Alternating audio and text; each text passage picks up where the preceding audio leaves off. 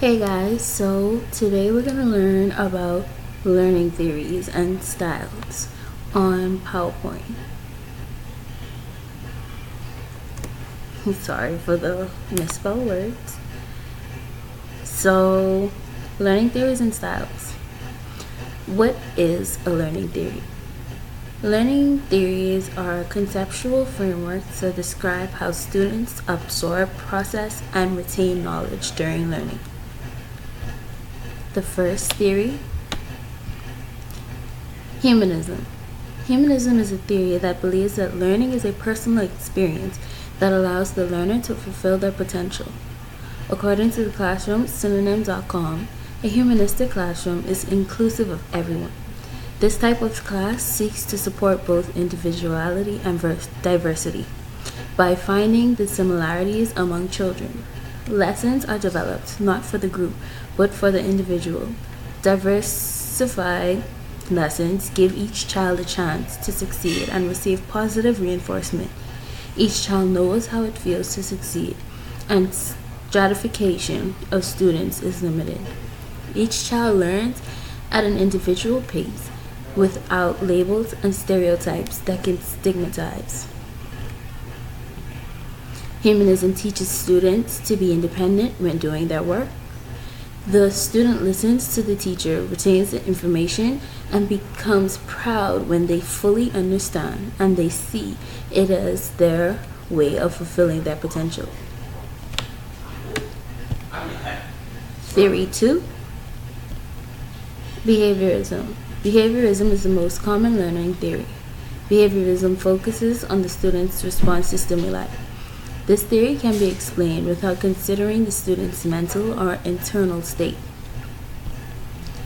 For example, before a test, the teacher told her students, if everyone passes with 100%, we'll throw a pizza party next week Friday. So all the students went home and studied for the test the following Thursday. After the test, the teacher realized as she was grading the papers that all of her students received 100%. Therefore, the children were rewarded with a pizza party.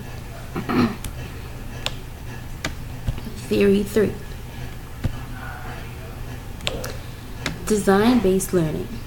Design-based learning is a set or lens of analytical techniques that balance the positivist and the interpretivist paradigms. The design theory behind design-based learning is that students use 3D models to solve an everyday problem tied to the curriculum. Based learning bridges practical and theory in education. Theory 4. Constructivism. Constructivism is when students construct mental models to understand the world around them. Students learn through participation in project-based learning, where they make connections between different ideas and areas of knowledge, facilitated by the teacher through coaching rather than using lectures or step-by-step guidance.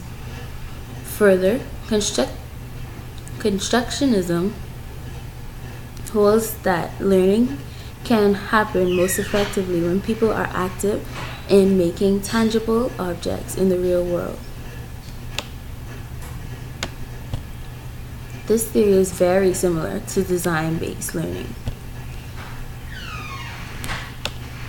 And theory 5, cognitivism.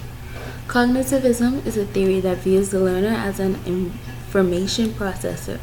It also believes that the black box of the mind should be open and understood. Cognitivism